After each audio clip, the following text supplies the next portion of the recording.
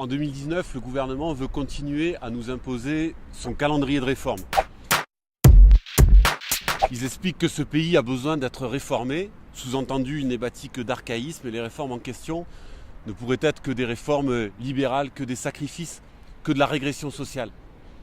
Mon état d'esprit, toujours combatif, c'est de continuer de toute mon énergie à faire grandir des idées d'avenir et de gagner toutes les avancées possibles avec vous. L'esprit du gouvernement, ça a été ces derniers temps de considérer les retraités comme des nantis, comme des privilégiés. Il l'a dit d'ailleurs.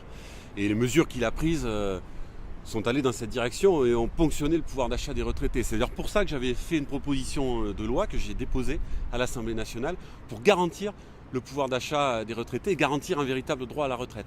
Et la réforme qui s'annonce, qui se travaille en coulisses par le gouvernement, dont nous ne savons pas tout, eh bien, est une réforme qui doit beaucoup nous inquiéter parce que le ton a été donné et parce que pour l'instant, l'ambition n'a pas été affichée de garantir un véritable droit à la retraite. Ça risque d'être surtout le grand chamboule-tout des retraites, mais dans une logique très libérale et donc avec de la régression sociale à la Clooney.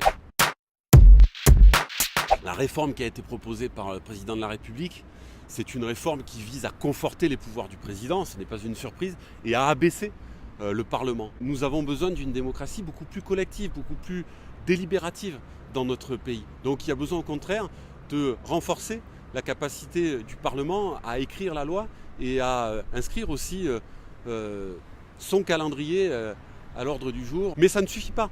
Il y a besoin d'aller bien au-delà. Les institutions de la Ve République, qui étaient déjà très déséquilibrées, sont à bout de souffle. Elles ont été déséquilibrées encore par les réformes successives. Donc il faut changer de République et il faut introduire des éléments qui permettent beaucoup plus l'intervention citoyenne, la participation populaire à la prise des décisions, à leur élaboration et à la construction des politiques dont nous avons besoin. Le référendum d'initiative populaire ou d'initiative citoyenne peut en faire partie, mais ça n'est sans doute qu'un des éléments qui peut permettre de vivifier notre démocratie et de permettre réellement le plein exercice du pouvoir finalement de citoyens, de citoyennes, de chacune et de chacun.